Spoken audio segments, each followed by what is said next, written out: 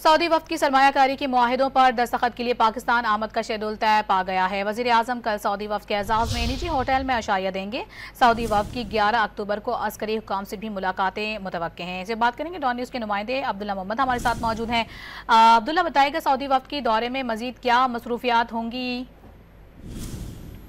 जी बिल्कुल, पाकिस्तान चूंकि शंघाई ताउन तंजीम है, इस हवाले से सफारती बहास पर बड़ी तेजी आई है और अब जो शेड्यूल सामने हुई है कि सऊदी वफद की सरमायाकारी के माहिदों पर दस्तखत के लिए पाकिस्तान आमद का शेड्यूल जो है वो तय हो चुका है।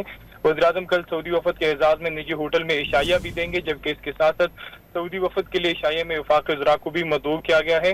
सऊदी वफद 11 अक्टूबर को national process science and technology park का दौरा भी करेंगे, जबकि अस्करी हुकाम से भी सऊदी वफद की मुलाकातें 11 अक्टूबर को मुतवक्किल है।